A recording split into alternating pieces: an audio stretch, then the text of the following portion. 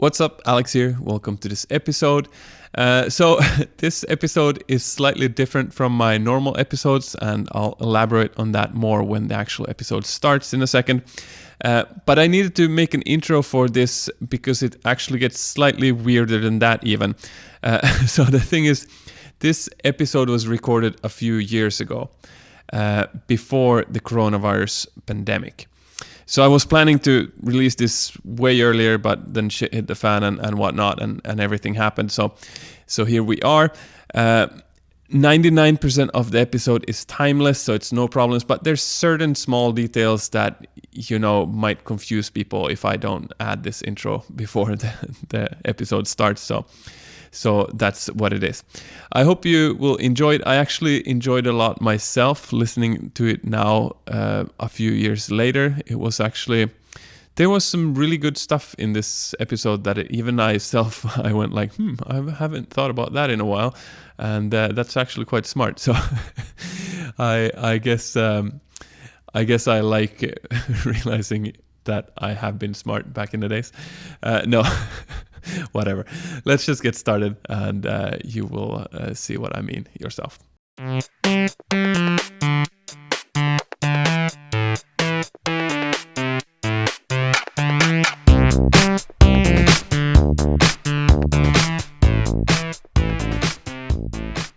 What's up? Welcome to the Learn Beach Volleyball Fast podcast. I'm Alex. I'm your host. I'm also the creator of the Learn Beach Volleyball Fast project. Today's episode is going to be maybe a slightly different than something that you would expect to learn how to play beach volleyball from.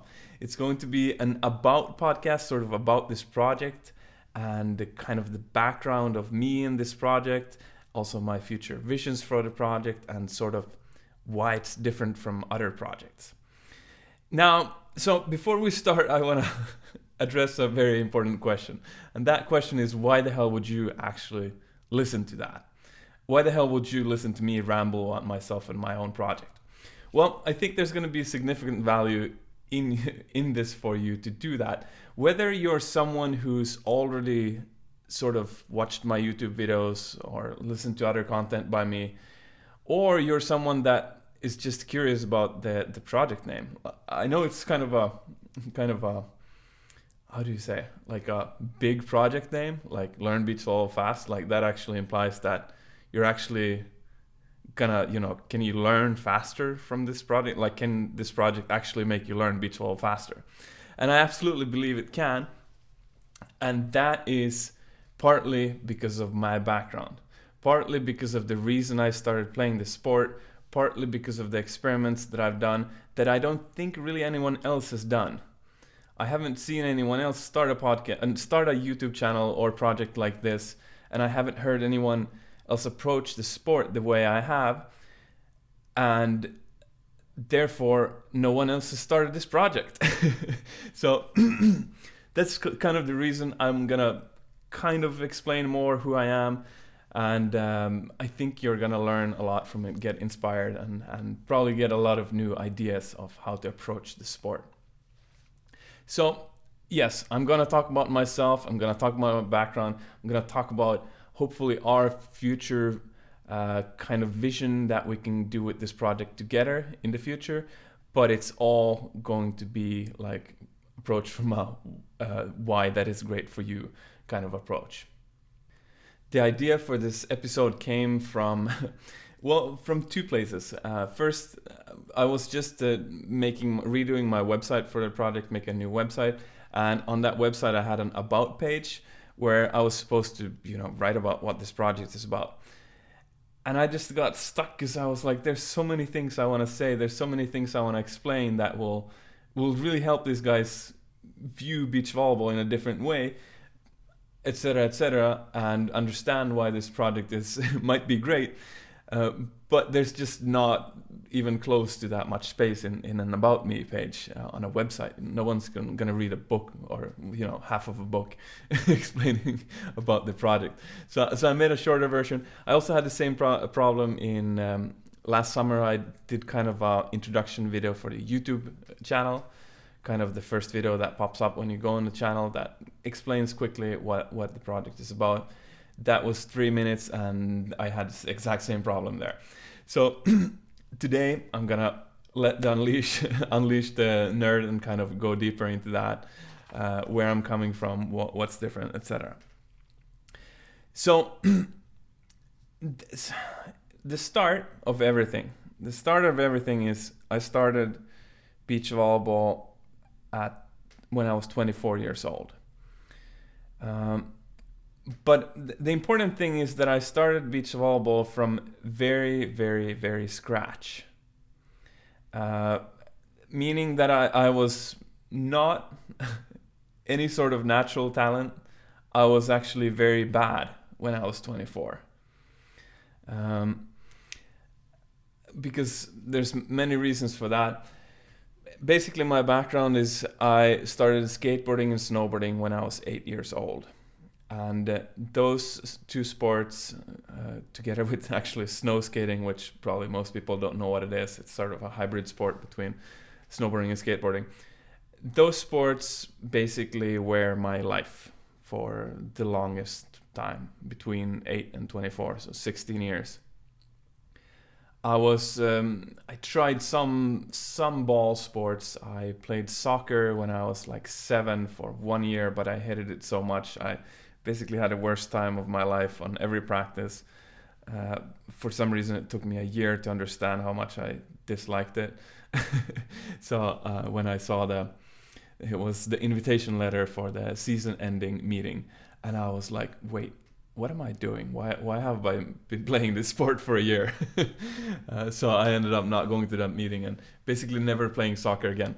Until actually last weekend, it was the first time in my life I was able to enjoy soccer. But that's another story. It comes from skills that I learned in beach volleyball that I was then able to translate into soccer. Anyway, I played a little bit of basketball for 2 years, but that was also kind of boring, so it never stuck with me.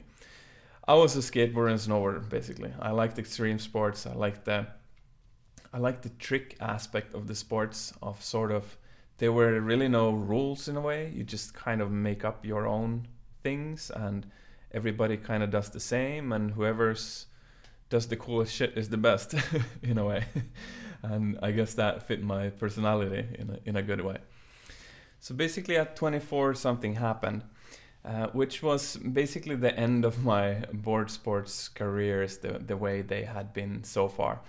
I was quite successful as a skateboarder and snow skater and snowboarder. Basically everything culminated in me being kind of a semi-professional snowboarder for 3 years, I would say, 2-3 years, in my 20s, so maybe 21 to 24.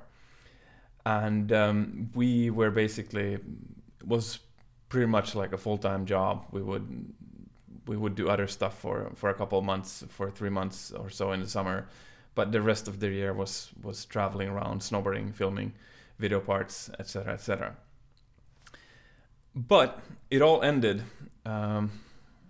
for a lot of reasons that I don't really need to go into.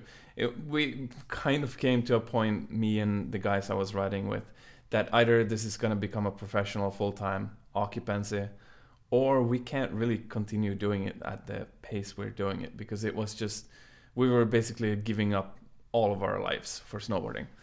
And yeah, it's just not sustainable. I was 24. I wanted to do other stuff in my life too, rather than only snowboard and put all my money and everything into it. So, and also at that point, I didn't enjoy snowboarding if I didn't do it properly. If I wasn't able to continue doing it the way I had, then it wasn't as fun for me. So that was kind of a tough decision, but at one point we just, basically the whole crew that I was riding with basically stopped at the same time and started doing other stuff with their lives.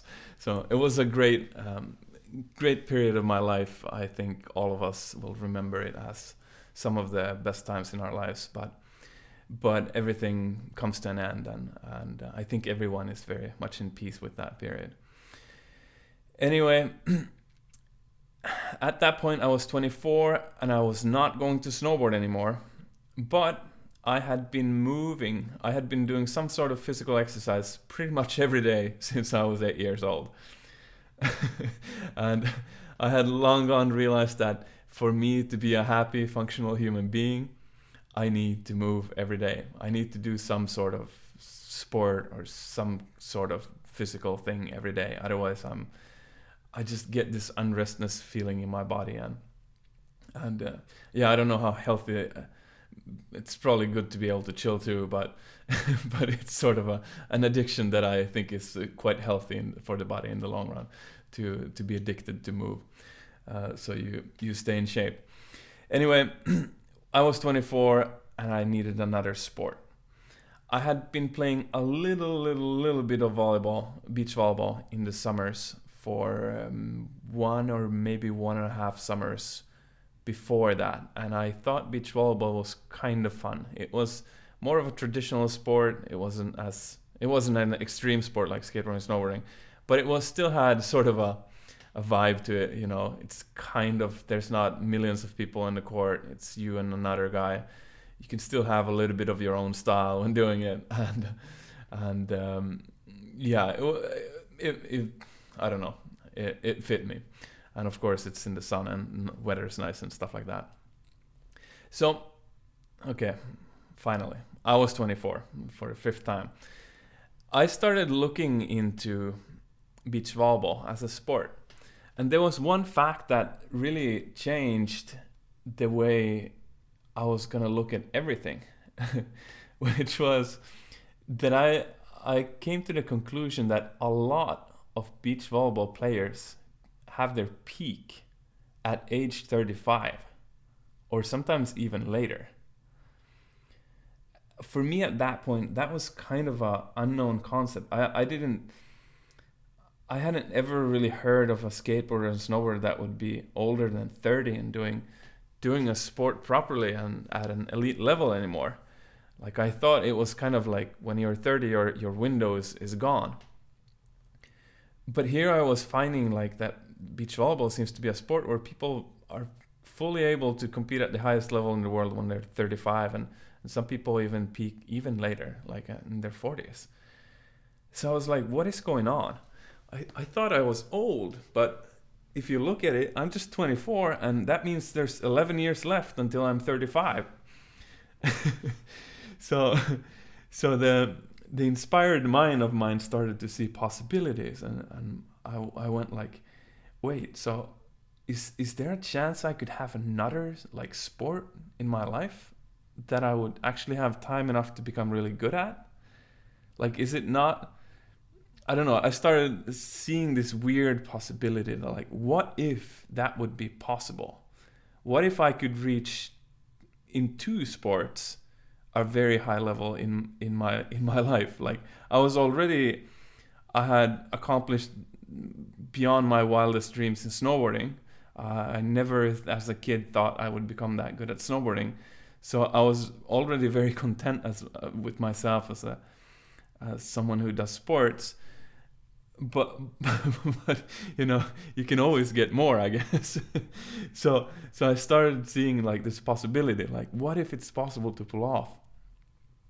And I think a part of this way of thinking was also that I had learned from my sports earlier that I think a lot of people in the world have this like thinking that it's impossible to do something that nobody else does, or it's very, very, very hard to become the best in the world at something, or it's very hard to be the first to do something.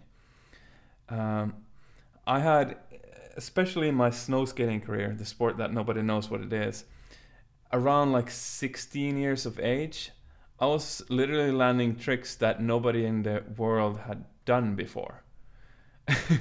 So at that age, I had learned that shit, if you put your mind into something, if you really believe and want something, you can do shit that nobody else has done. To be fair, snow skating is a kind of a niche sport. So there was maybe around 100 people in the world around that time that were really trying to do snow skating properly. So I didn't have that much competition.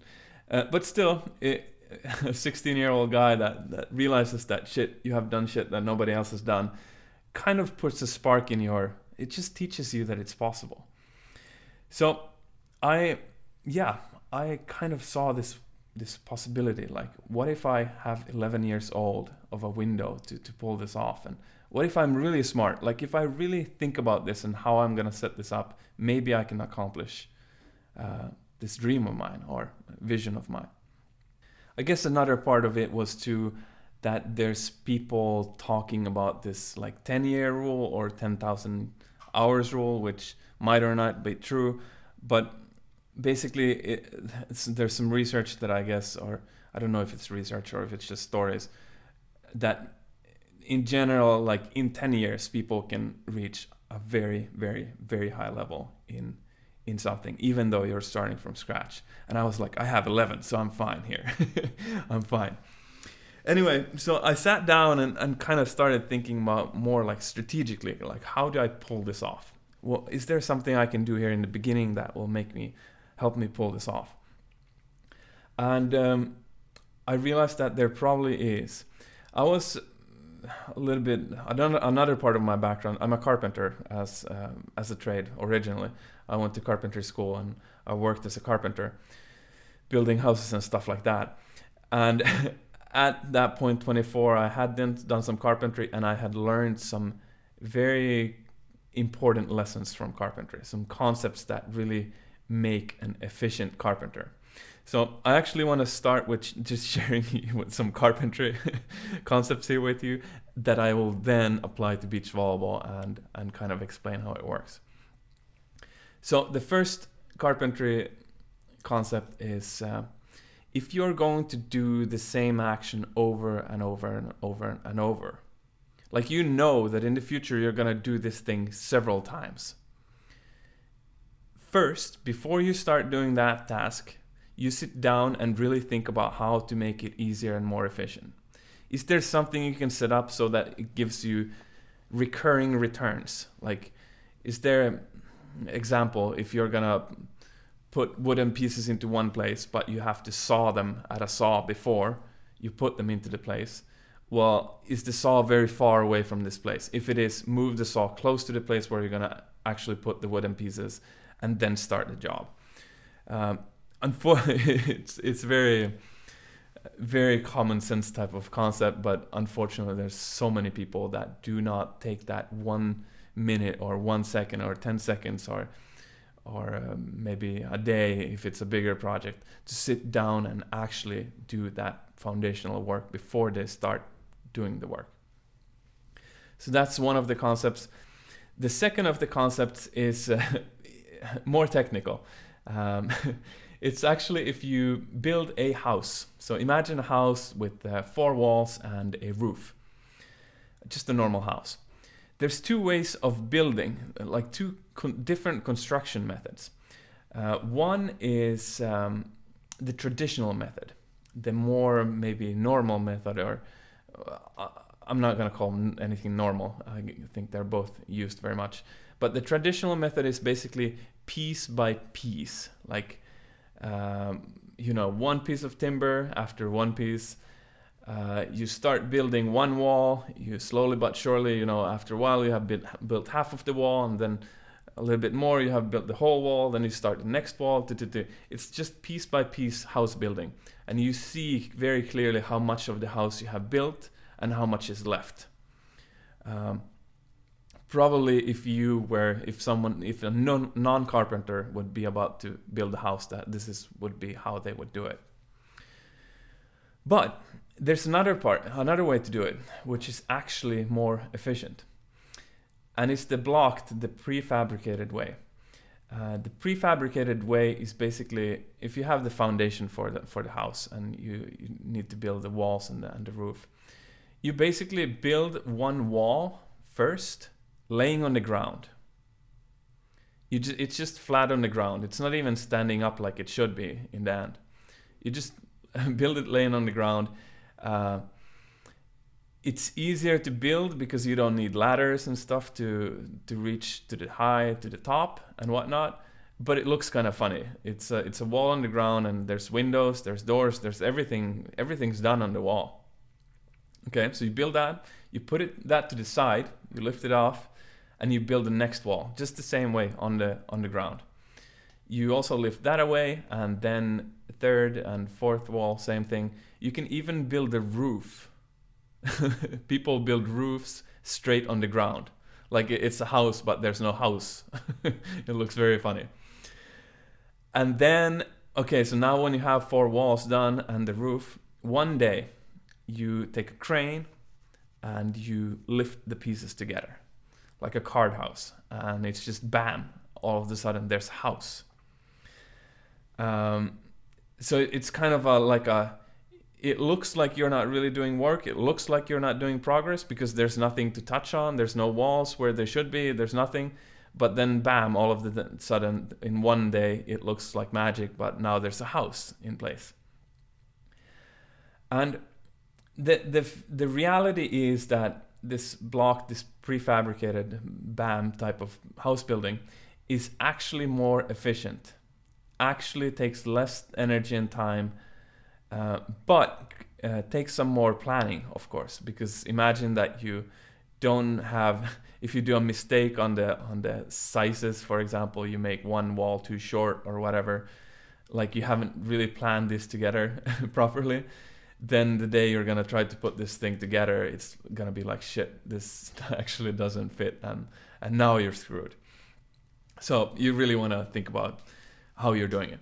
But the fact is that in the long run, it is more efficient. Okay, so back to my beach volleyball. I was 24. I realized I had 11 years probably physically left in my body to become a high-level player. Maybe even more if I'm lucky, but 11 years should be fine. And I had these 2 carpentry concepts in my head.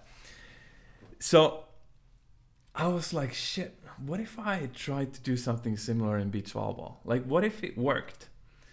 And I realized that, yeah, maybe nobody has really thought like this before, but I really believe in this because I knew from experience that this way of building a house, of course, building a beach volleyball player in a house is not exactly the same, but there's still similarities. I really believed in this experiment, and I'm kind of a person that I just love trying things. I love experiments. Especially if it's something that has huge potential, but nobody has tried it. I'm like, yeah, let me try it, because what if I can pull something off? What if I can land these tricks that nobody else has landed before? Life is kind of too short to not try things sometimes. So I knew it was an experiment. I knew it was risky. I also knew that I can start trying this out, and if it doesn't seem to work, well, then I can go back and do what everybody else does, which is build myself as a beach volleyball player stick by stick, so to say, or piece by piece. So there's another important thing about this, which is every time you do something that nobody else has done before, and especially if it's something that you kind of need to explain before it would make sense, like this here, I've spent some time to explain it to you now, and maybe now it makes sense, but most people have not heard this explanation. When that happens, you're doing something nobody else has done and nobody understands it easily. Well, you're going to have a lot of critique. You're going to have a lot of skeptics, a lot of people saying that, hey, you're doing the wrong thing, you should do this and this and this and this, etc., etc. I can imagine that the first carpenter that built a house like that, like in the prefabricated method or whatever, I can imagine that there were other carpenters walking past him and like mocking him, like, hey, that wall is supposed to be standing, not on the ground. Hey, that roof you're making, it's supposed to be up in the air, you know? This looks like shit. But then, boom, one day he's putting the house together, and all of a sudden all the other guys are like, what the fuck just happened? How did he get that house done so fast? So, yeah, I've definitely noticed that a lot in my beach volleyball career, and I'm still in the process of doing that. Like, there's still things that people cannot see that I think makes sense because I've thought about it, but people don't understand it. So they're still like, hey, why aren't you not playing more tournaments? Why are you not doing this? Why are you not doing that? And I'm like, there's a reason for everything. Just calm down. Of course, I'm not perfect in everything. If I could have, with the knowledge I have today, if I could have coached myself from the beginning, I would have done things differently. But in general, I'm very happy with what I have done and the way I have sort of approached the sport. So I also want to give you some examples of how I applied this carpentry or these carpentry concepts into beach volleyball. There's in a way, there's countless examples, but I'll give you at least a few. One of the things I did was I basically looked at my goal, like what I want to reach in 11 years. And my goal is to become as good as I can with the resources I have. I decided that I'm never going to go absolutely batshit crazy with this sport. I'm more seeing it as I want to move every day.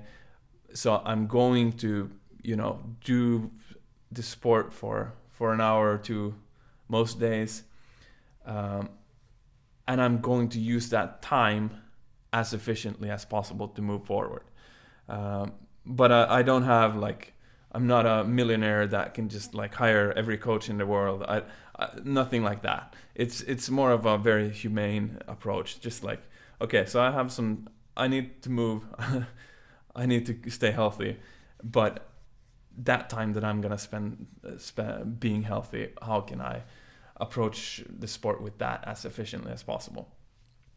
So one of the things I did was I trained my vertical high, my vertical jump very early, because I saw that I needed to jump higher if I wanted to reach the level I wanted to reach, which, that's where I got sidetracked.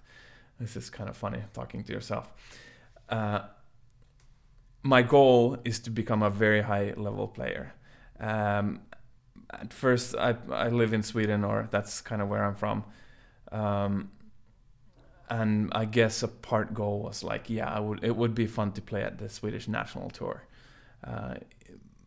I think my goals might have gotten bigger than that. We'll sort of see where I'll end up, but at least I would want to reach that level. But in general, when people ask what my goal is, it's literally just to become as good as I possibly can with the resources I have.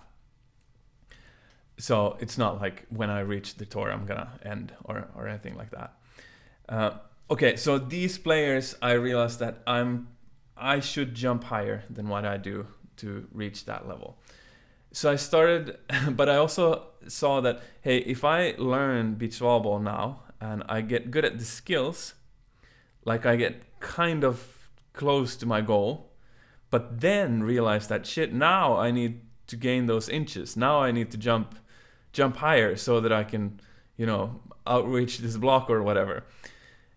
Well, what if it takes 2-3 years to get your vertical up?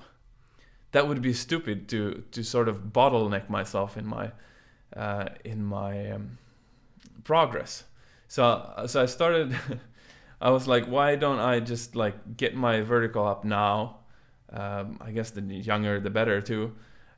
Get it up now and build on my skills at the same time. And maybe the skills and the vertical, they can sort of reach kind of the max potential at the same time, rather than I actually saw people around me in my club and stuff, they were good players, but then they realized, shit, I need to jump higher. So now they had to go to the gym a lot. So I just tried to avoid that.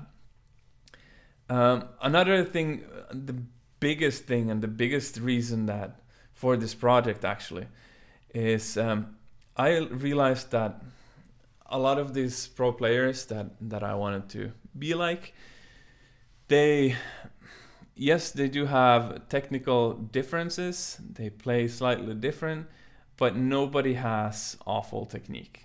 Just the biomechanics of the sport, the basic skill of how you're passing, how you're setting, how you're hitting. It doesn't look that different.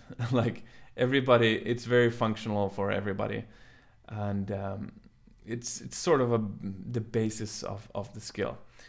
So I realized that, okay, in the coming years, maybe not the full 10 years, but at least probably half of it, I'm going to learn a lot of new skills. I'm going to teach my body a bunch of stuff that it doesn't know how to do yet.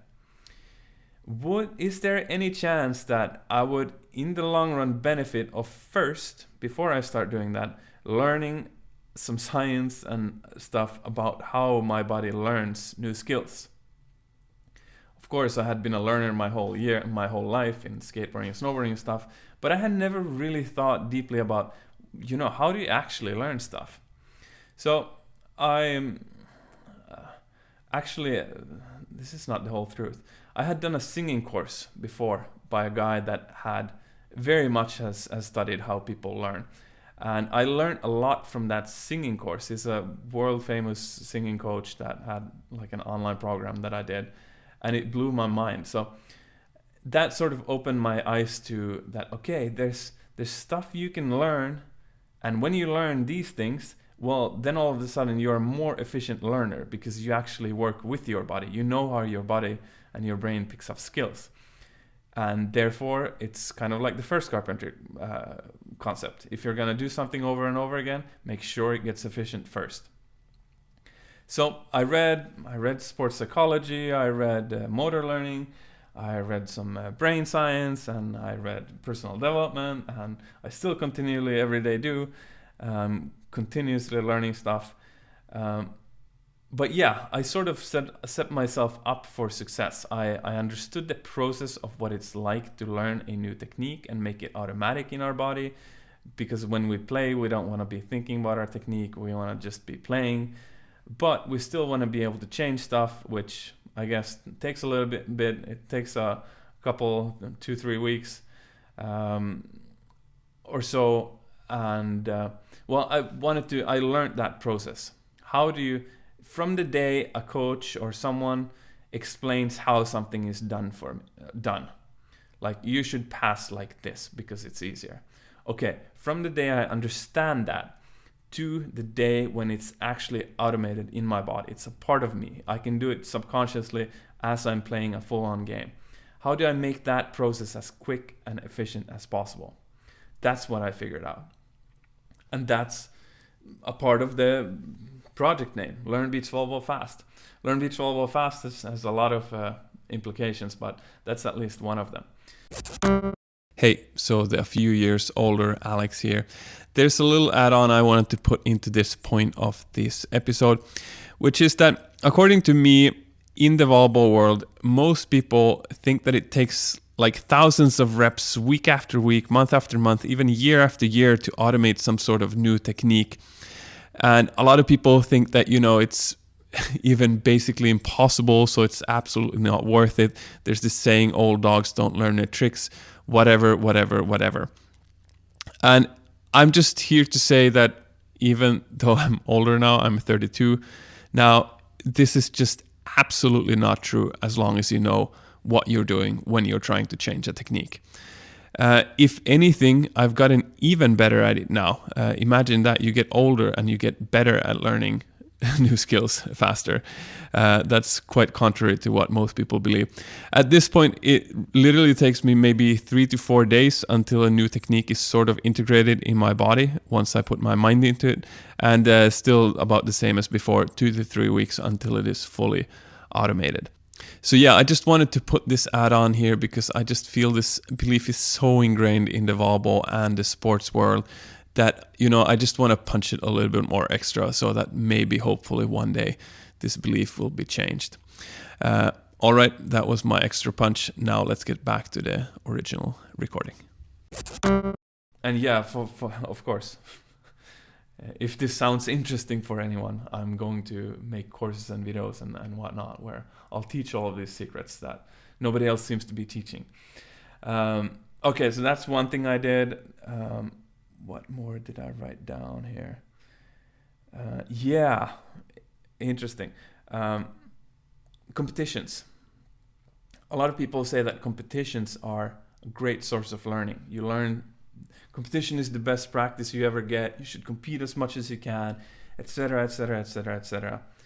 And I partly agree. You can learn a lot of good stuff from competition, and ultimately what you want to do to be a good beach volleyball player is to compete and be a successful competitor. I 100% agree with that. But there is a pitfall that most people don't know. In this process that I talked about, in how you change technique, this process of 2-3 weeks or so, you should preferably not really compete in that time frame. Because competition, while you're changing a technique, in the beginning, you need to focus, you need to think about that technique a lot. And when you compete, well, then you want to focus on winning and competing, and where's the ball, and what's our tactic, and how do I play with my partner, etc., etc., etc. Very few people are able to hold the focus on what they're changing in their technique, the actual skill they're building, and compete at the same time in the beginning. Which means that your body will revert to the old technique, the old skill you were doing, and kind of keep you stuck in that skill. It's funny, I've learned that for many people think that, the hard thing with beach volleyball is changing technique. They're like, yeah, I know every coach has told me that I need to do it this way, but I can't. It's impossible. And they literally are stuck for years with the same technique. And I'm like, but it takes 2 weeks. It takes 3 weeks, as long as you just know how it's done. Anyway, sorry, I shouldn't become like that. But where was I? Yeah, competitions. They can actually hinder your long-term progress because of this. You wouldn't... Let's say, I like race car analogies for some reason. If you were a race car driver, but your engine was broken, it worked still, but it was a little bit broken, so it's working 80%. And you go to the mechanic. So the mechanic opens up the engine and starts fixing things, changes some parts and whatnot. You would not expect yourself to be able to drive in a racing competitions as the mechanic has opened up the engine, right? That would be horrible. That would be stupid. But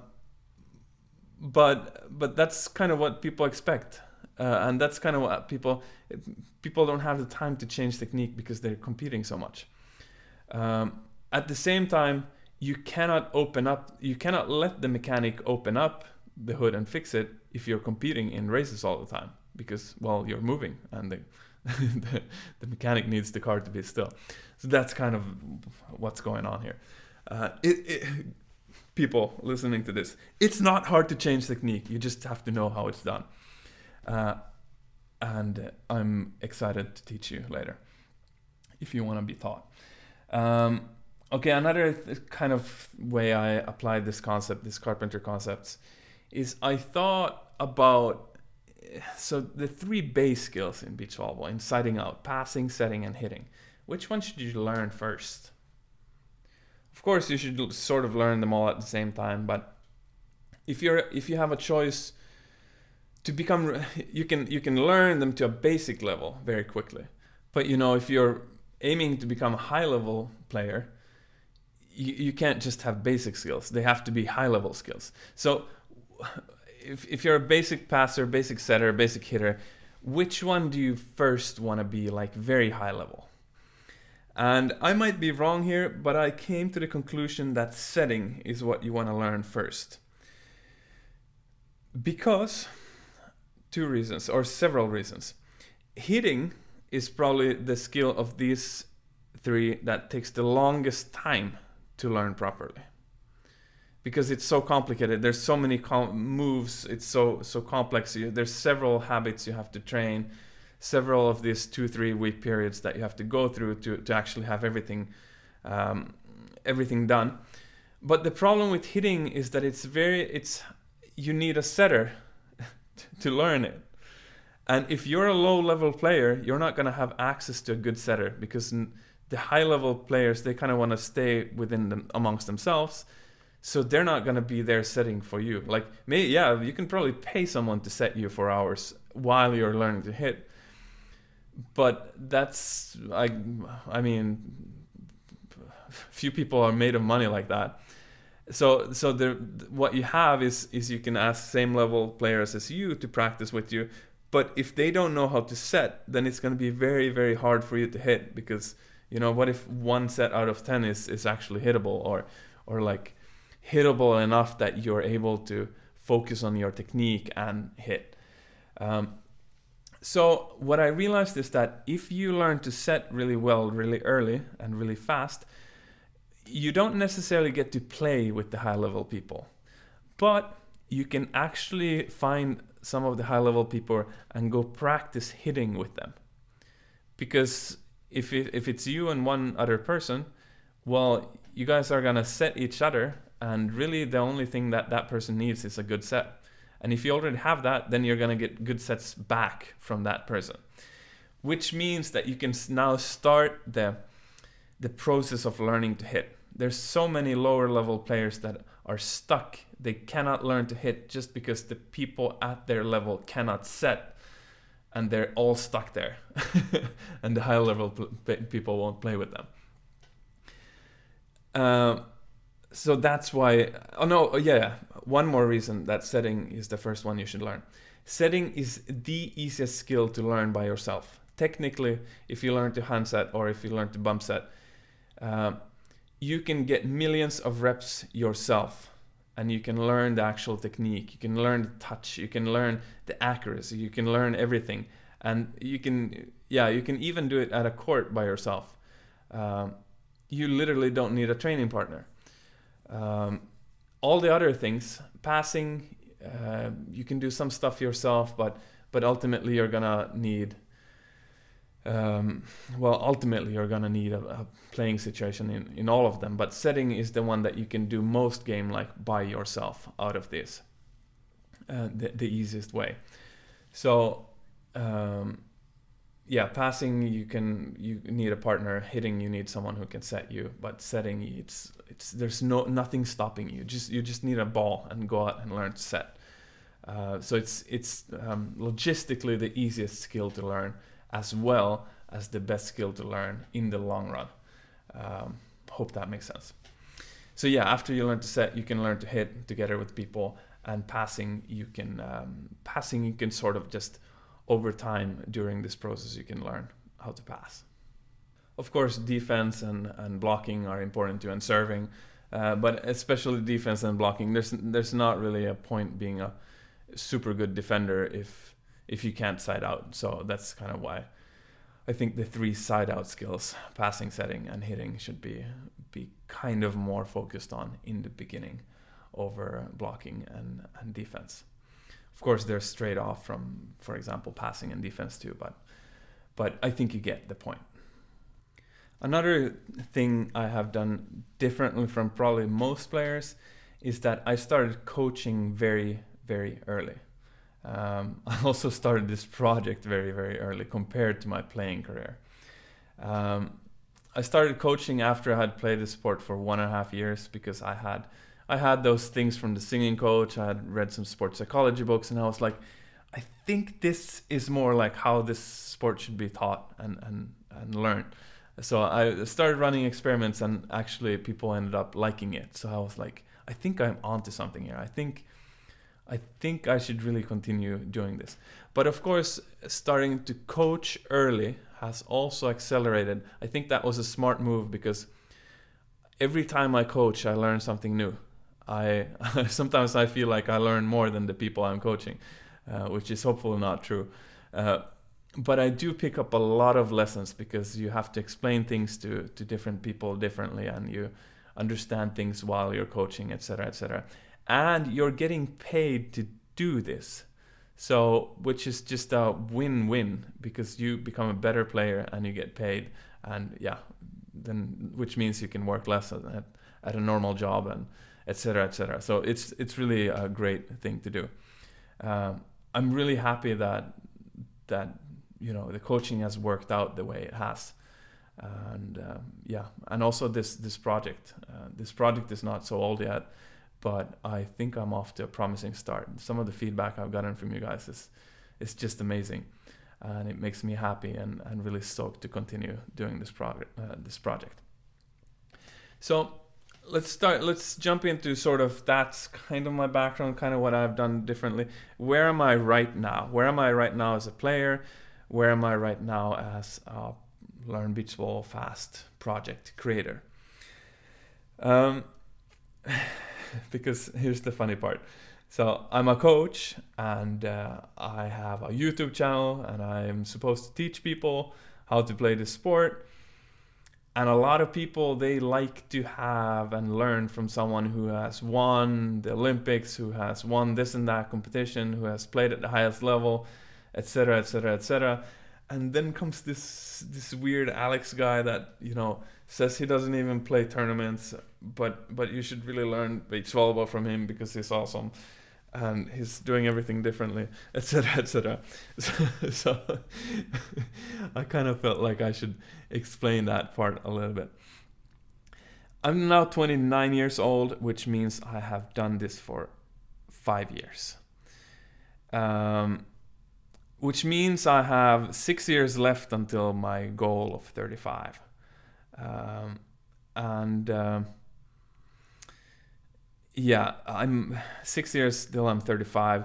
Right now, body-wise, I'm feeling like a 21-year-old. I might even feel better than I did back then. So I wouldn't be surprised if I'm playing the sport like in my 40s. There's one guy, an ex-Olympian here, where I live. He's 47 right now, I believe, and he still plays with everybody else and plays at the national tour in Sweden and is going full steam. So who knows, there might be 20 years left of my playing career. So this might still be very, very much in the beginning of everything that I'm going to do. Anyway, I set my goal to, in these 11 years, reach, at least national tour level in Sweden. I'm not quite there yet, but there's something interesting that has happened in the last half year or so. Every now and then I get invited to play with the guys that have played on the tour, and I can sometimes keep up with them, which is very cool. It's like when I play the way I know I can play, when I'm in the right mood, I can actually, it seems to keep up with them. They haven't really accepted me officially yet. It's not like I don't get to practice with them like all the time yet. But I'm also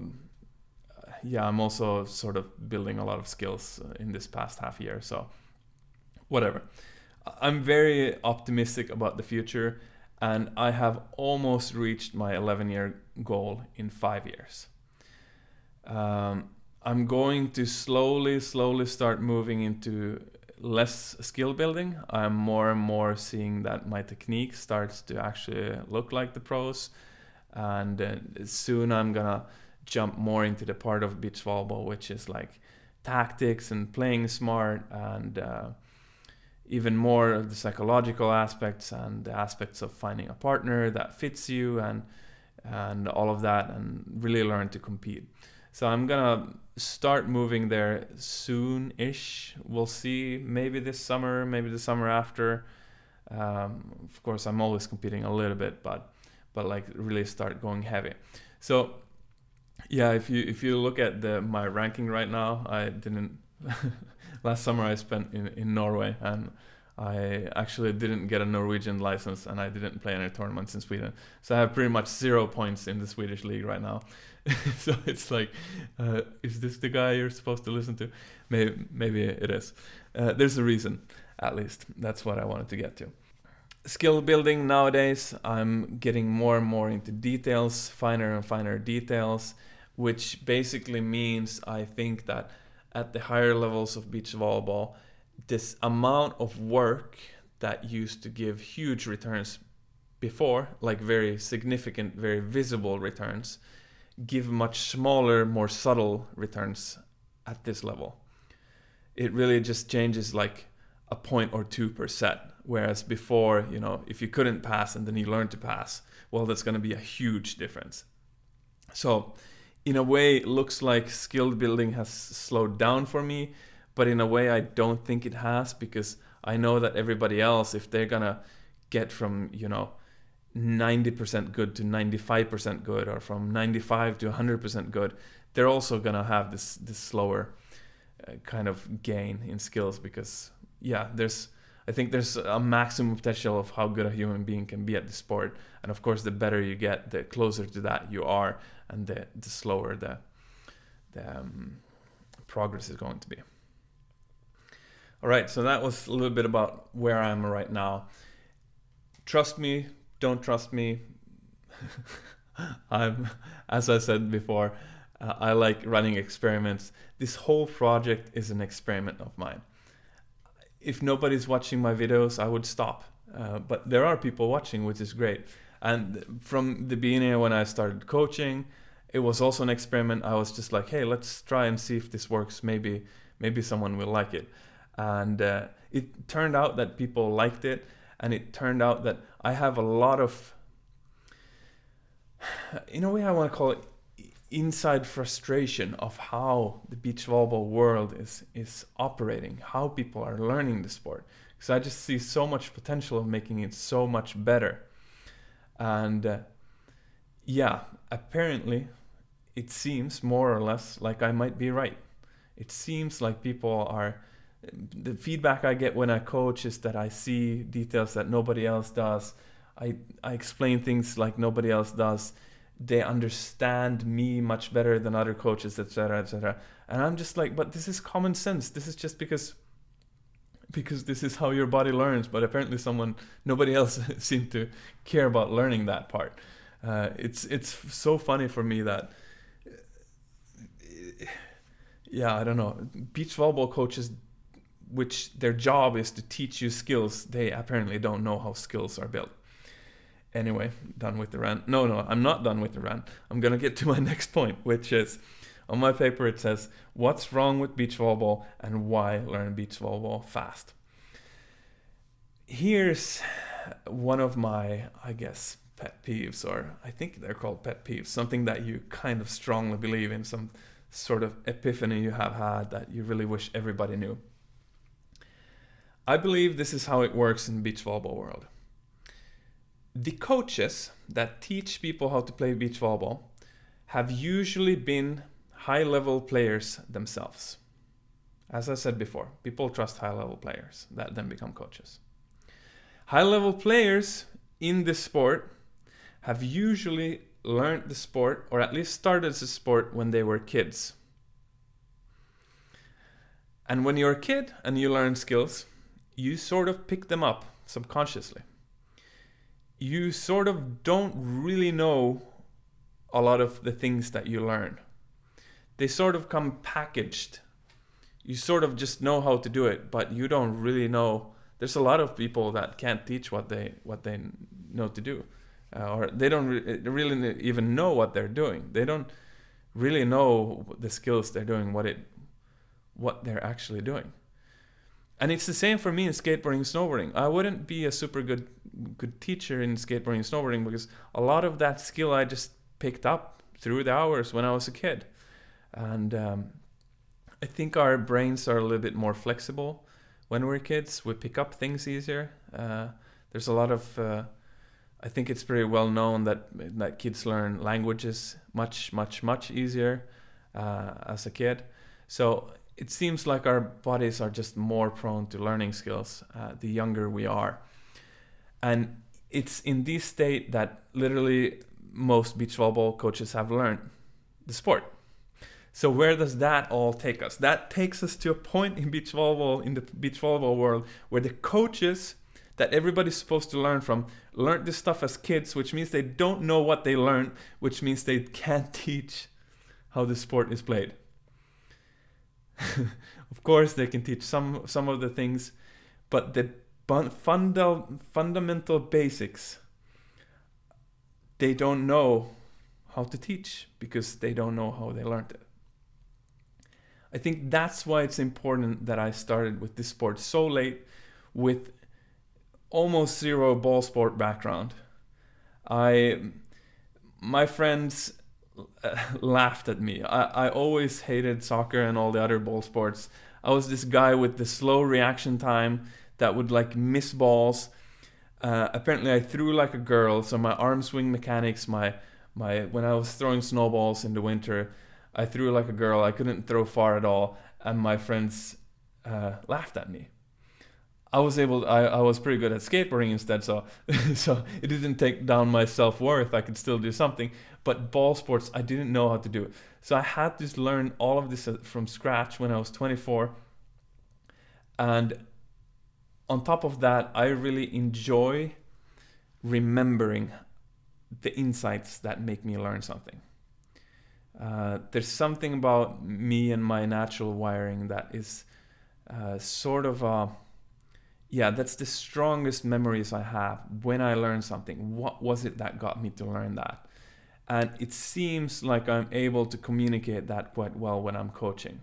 It seems like I'm able to get people through that aha moment again and again and again and again, which is really cool. I'm not sure I would be able to teach that because maybe that's something I learned as a kid, but that's another point. That's a side note.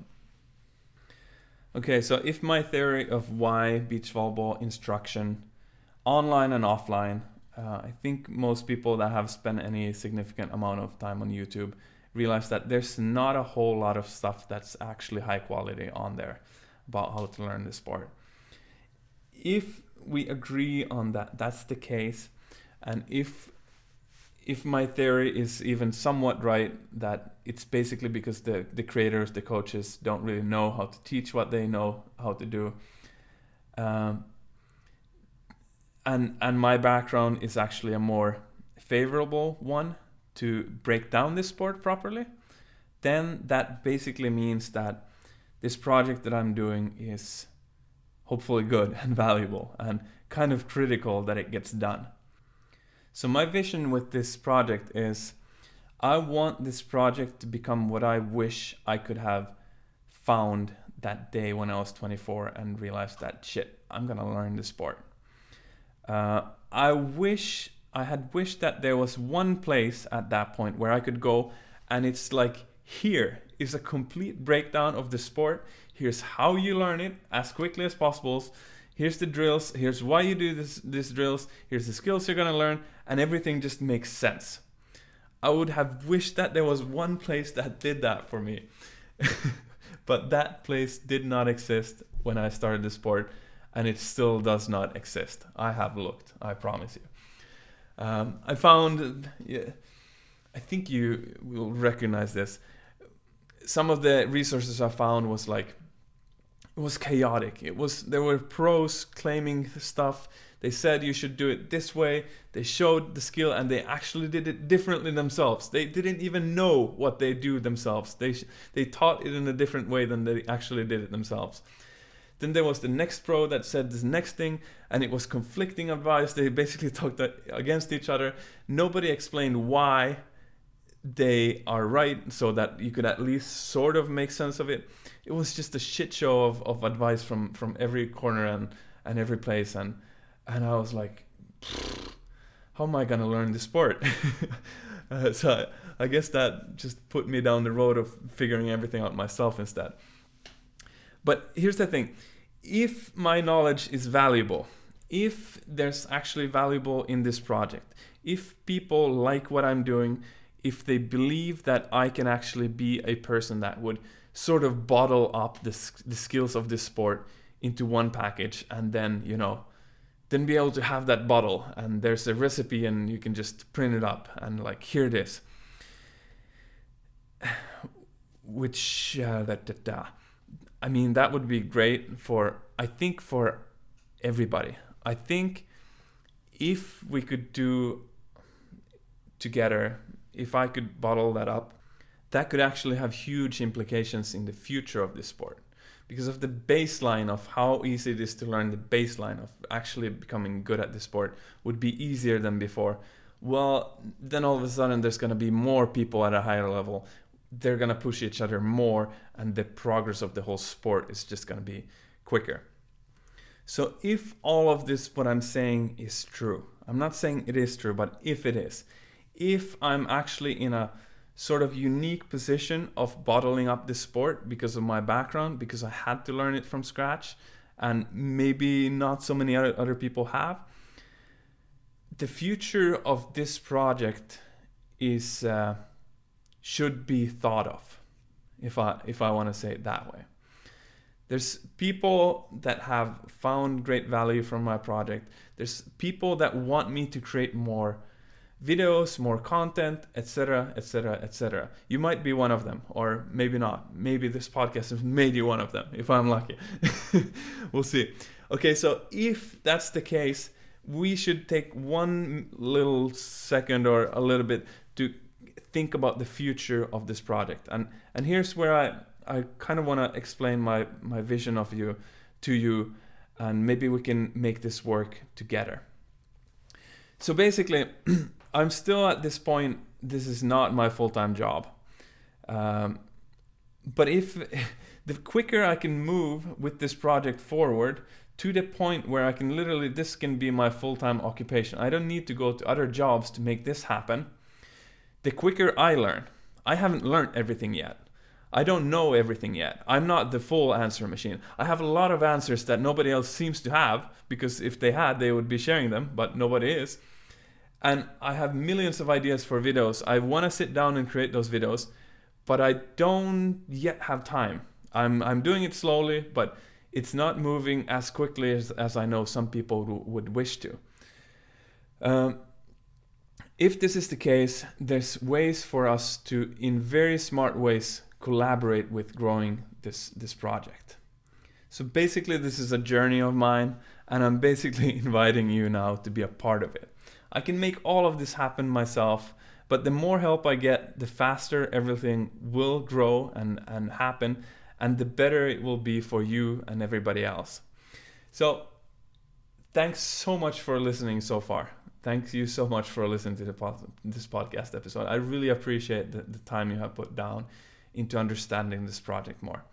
I'm going to spend a few minutes of just explaining how we can together make this grow.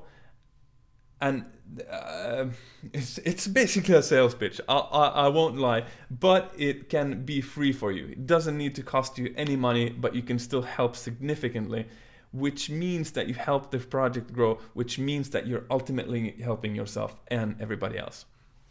Okay, that was the disclaimer. Let's go into how you can help this project grow for everybody's best.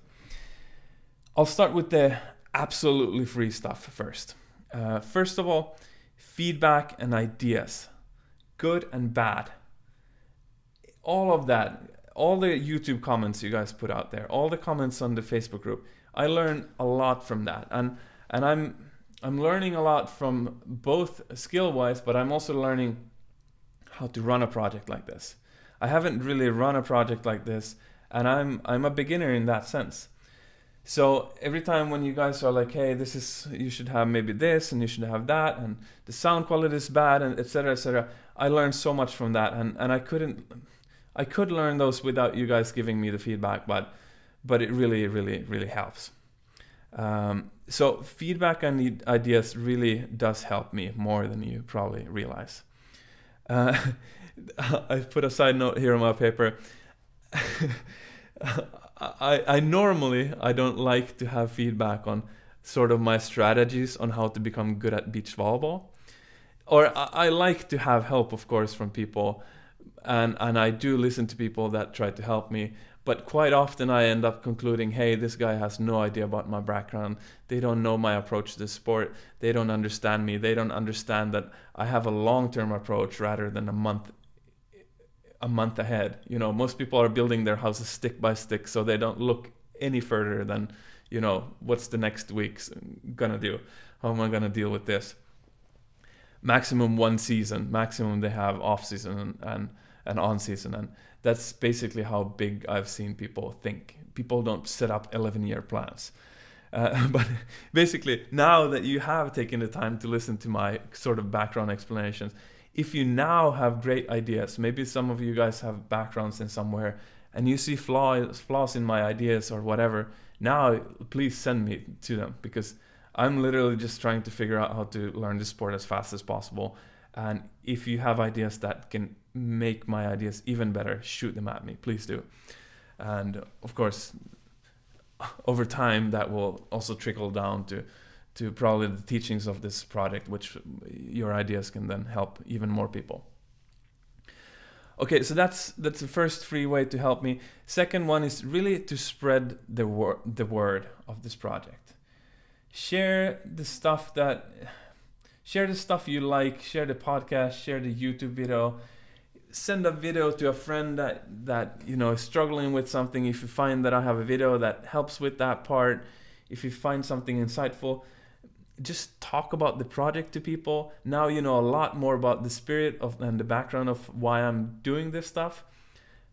Maybe I don't know, send this podcast episode to someone if you think they should listen to it, because really the more everything grows, the more of everything happens. The more opportunities I will get, I already get opportunities because I have this YouTube channel and this project, but I will get more of those, which will make me everything and everything better.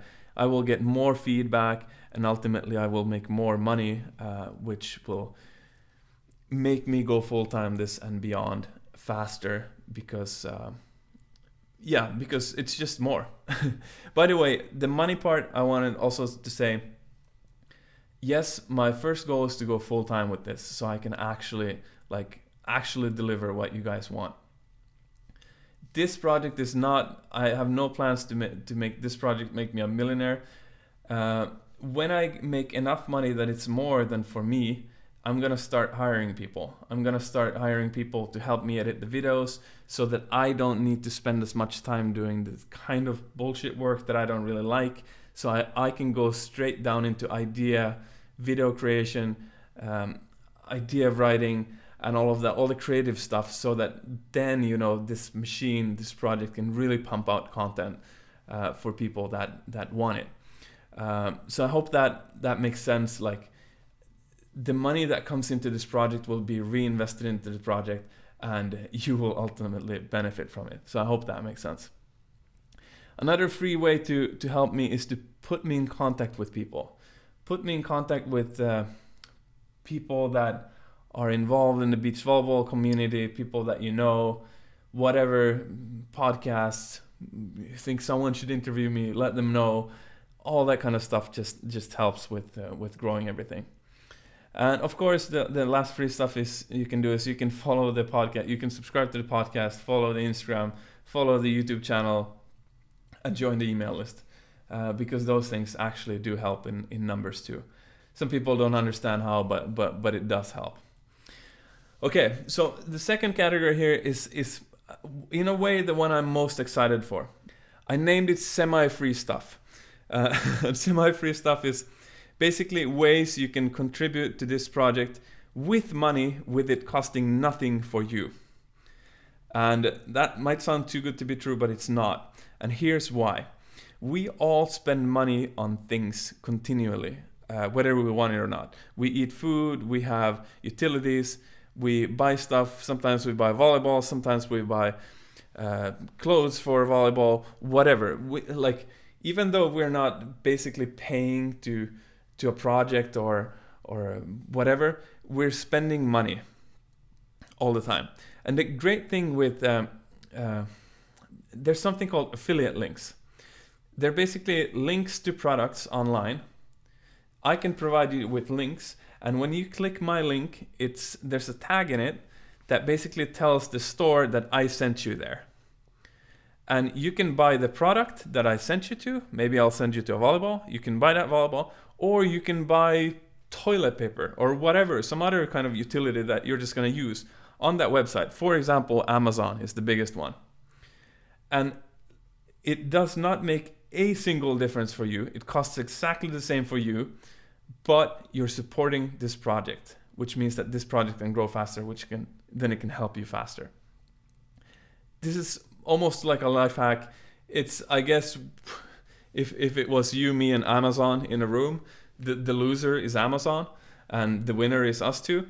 But it's still a good deal for Amazon too, because I guess otherwise they wouldn't have this affiliate program. So I kind of think we should use that as much as possible, because yeah, it makes everything grow, and it doesn't cost anything for anyone. I will start putting way more of those links in my YouTube videos and stuff in the future. There will probably be some in the show notes.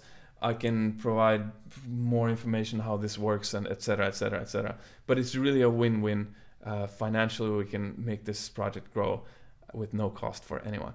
Another semi-free stuff is put me in contact with companies that it would make sense that I promote their products. I'm never going to promote any kind of product I don't believe in this project. So don't send me some bullshit. But if there is something really that I really believe can add value to beach volleyball players, to the people that are following this project, I might do collaborations with companies, just sponsorship collaborations. So you could of course put me in contact with people like that. Cool. The last way to support this project is the paid stuff. But of course, you're gonna get something for what you're paying for. I have priced everything that I do so that the goal for me is that you will get way more than you pay for. Way more. There's this 10x rule online, which basically says that if you sell something online, an information product, some sort of knowledge, people that buy it from you should feel like they got 10 times what they paid for. So that's really what I'm aiming for whenever I'm selling you anything online. So there's going to be courses with full breakdowns of the skills of passing and whatnot. I have more information on my website about that. Those you can of course buy, which straight supports the project, and you will get a lot of great content from that. Of course, there's also coaching and camps. I can coach online via internet. We can do video analysis. We can talk on Skype. We can even there's even a possibility nowadays with smartphones. You can even bring me to the court and have me on a smartphone, because there's Facebook Live and whatnot, or video chat possibilities. So technology nowadays is pretty cool. Of course, you can, if you happen to be in the same place as I am, we can do offline coaching, and I will probably put out some camps later in the evolution of this project. We'll see when that happens, but of course, all of that helps. Other sort of paid things you can do. Okay, first I'm gonna start with actually donations. I'm gonna put up a Patreon site for this project. Patreon is basically just donating money for something that you believe in. There's a lot of projects online similar to mine that are run by someone, and the audience wants the guy that runs the thing to be able to do it better. So they just feel like, hey, if I donate $5 a month for this YouTube channel so that it can grow faster, that's way worth it, because that's like a cup of coffee, and I get to watch these nice YouTube videos that teach me a lot of stuff. So that's another way to do it. I did the math. If just 100 people had a $5 a month thing, that would actually let me go full time with this project. I'm a person that lives very cheaply. I get my personal human happiness from being a nerd. I don't have expensive hobbies. I would rather spend a night watching videos about volleyball, going and experimenting with concepts and playing volleyball. Ultimately, all things that will help me as a player and a coach, which will help me grow this project and put out better quality content for you guys. So it doesn't take me much money at all before I'll be full-time with this. 100 people with $5 a month and I would be up and running, That would be great. If there was 200 people with $5 a month, I would start hiring people, and we could get even quicker with this. There's one last thing, which is coaches collaborations. If you are a coach, if you're someone who normally gets paid for your time, and you would for some reason feel like, hey, this Alex guy seems kind of cool, his project seems kind of cool, I believe that it would actually be great if this thing got better and grew faster. I am very open to to be coached or collaborate. Like, if there's something you can teach me that you believe that, hey, this Alex, he understands a lot of stuff, but he needs to understand this too, and you want to like reach out to me and teach me those things, feel free to do so as a donation or whatever. Like that would of course also help this thing grow, because I would become a higher quality coach and player.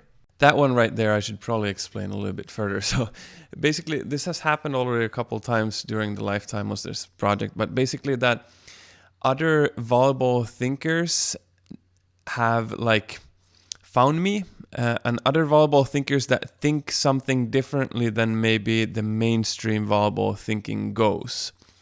And so they sit there, they're at home, and they're like frustrated about how the volleyball world is a little bit the same, similar to as I have been, but they don't really have a platform to talk this out, and they don't want to spend years creating a platform, starting a YouTube channel to basically get their message out.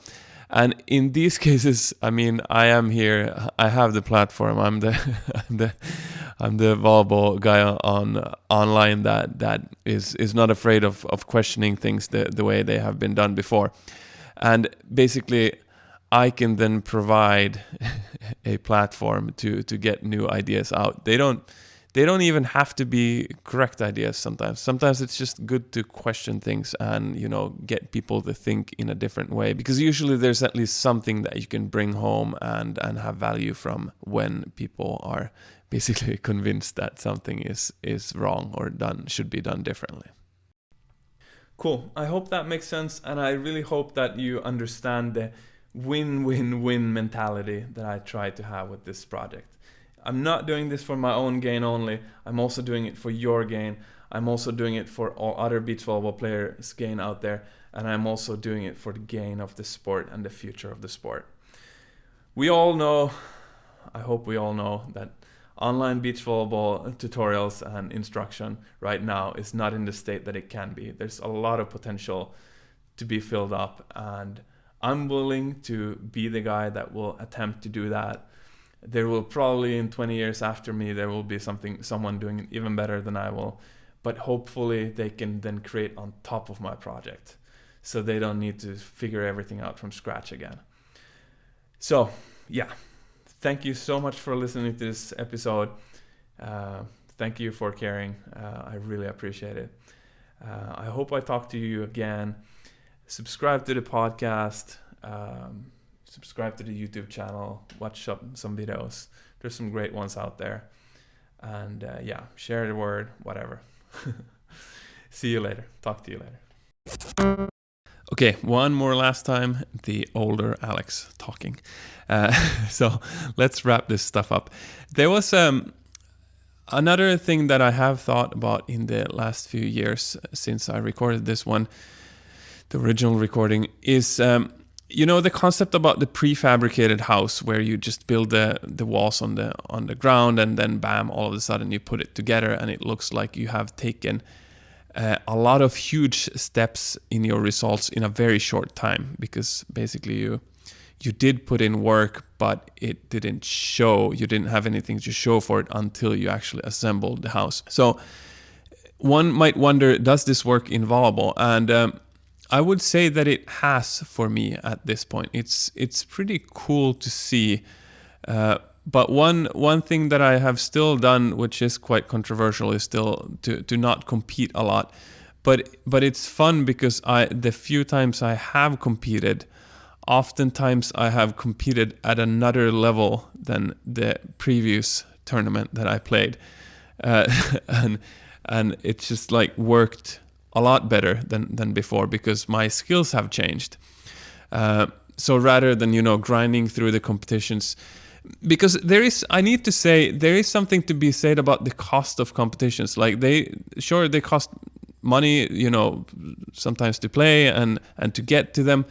But they also take a lot of time, and you might want to rest a few days before. You want to be fresh in your body before, and there's preparation to be done. Like it is sort of costly if you think about it in a perspective to play competitions, and all of that time, all of that energy, all of that money could be invested in other ways, into, for example, coaching and training your techniques and whatnot. So if you play a whole summer and you play a tournament every weekend, are you actually ever going to have any time to practice any of the skills that, I'm not going to say that they will make you a better player compared to playing the tournaments, because that's a very complex question to answer. There's a lot of different variables in the sport.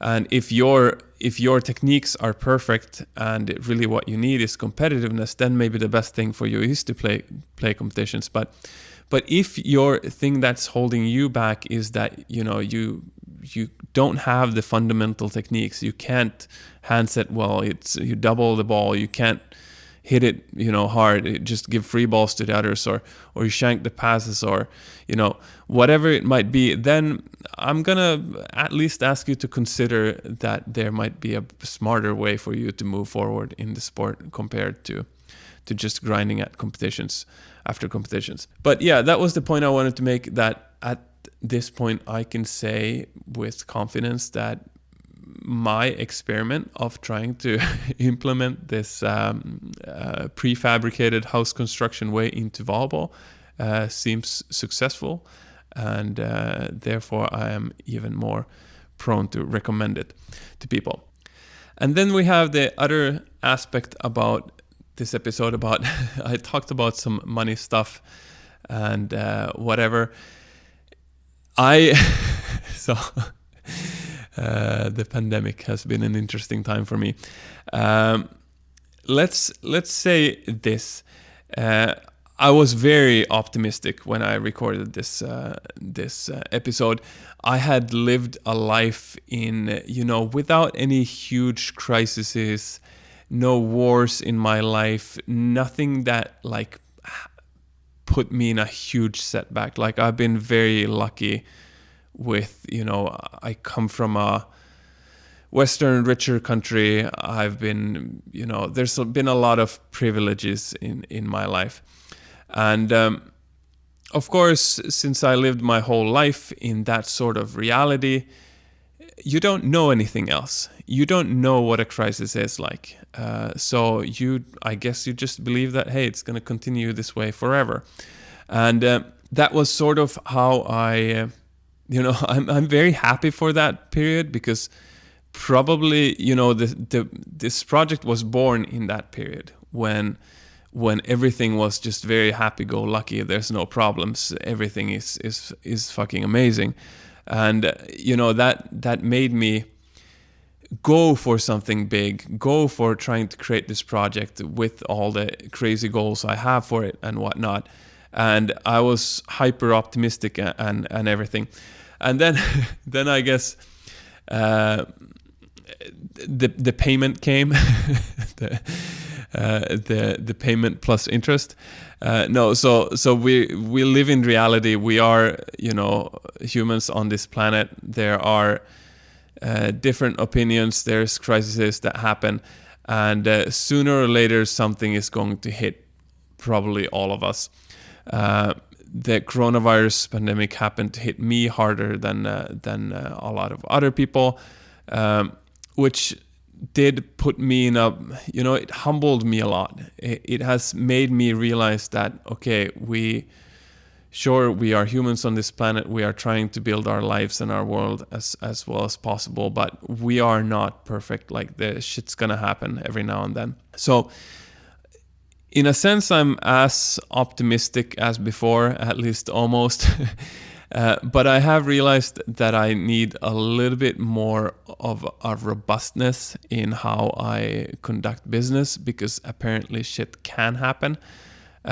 So for example, I talked a little bit about money, about the Patreon and what it would take. So, well, for example, the calculations I had, they were based on, the world just not having crises and all my other income sources continuing, and me being able to coach the way I did before and whatnot also. So all in all, I just think this is good news. It's just it will, what doesn't kill you will make you stronger. You will realize your your weaknesses, you will realize how you need to continue on to not take hits like this again. And in the end, I think I will just get stronger from this. It has put a delay in this project. I would be further today than where I am if this has never happened. But 5, 10, 15, 20 years down the road, we will probably be better off because of this. So with all of this put together, I hope that you now, understand both me and this project on a much deeper level than before. And I hope that you also have learned stuff for your own beach volleyball career thanks to this episode, like I promised or said that you would in the beginning. And if you have any thoughts on that, actually, if you learned something or if you didn't, or you thought this episode was good for some reason or bad for some reason and something I can do better in the future, please let me know in the comment section. That it just helps me, and why not, and then maybe I can answer to some stuff also if you're wondering something. And so I have to make one last push for the toilet paper funding because I just think it's kind of a super ridiculous but amazing idea at the same time. Like, how awesome would it actually be if it worked? It is a ridiculous idea, but maybe it would work. When I thought about it a little bit more, I don't actually know if people buy toilet paper online. I don't, if anyone's wondering. But maybe there's something else that you buy regularly online anyway in your life. It's just a recurring order.